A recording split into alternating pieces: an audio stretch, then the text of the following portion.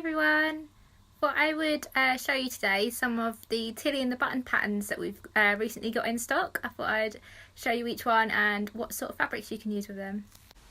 So these are the patterns we've got. We've got 2 skirt patterns, 3 dress patterns and a top. These 4 are all for beginners and these ones are slightly more advanced.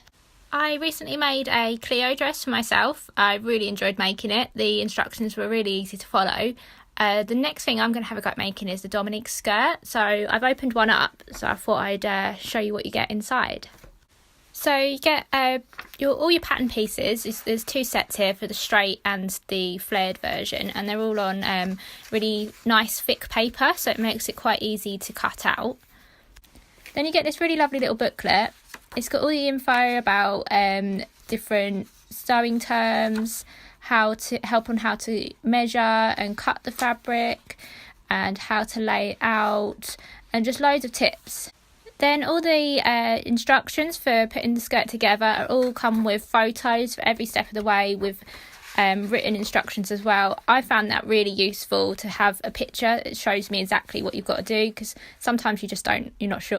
What I also really love about Tilly and the Buttons patterns is there's a really great online community.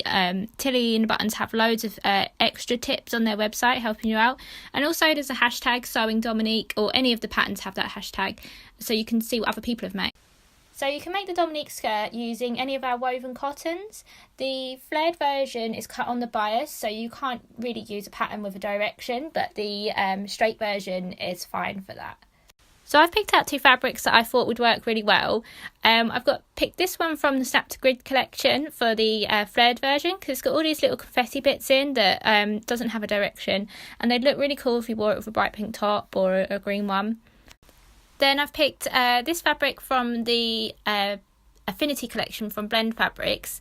I think that would work really well for the straight version, because it's got a bit of a direction and it's just a nice subtle pattern.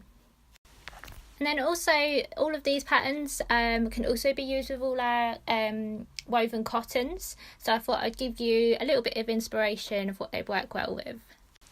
So I thought this Bettine dress would work really well with this floral print from Blend Fabrics. I thought it'd be really nice for the spring, and it's just a really gorgeous floral print. This is the Miette skirt, not quite sure how to pronounce that, but I thought that would work really well with this bees print from the Magic Forest collection from Cotton and Steel. I just love these bees. They're quite a bold design, but I love the little pops of colour in them. And another one that's hard to pronounce, I think it's Francoise. I thought this dress would look really cool with this fabric from Robert Kaufman.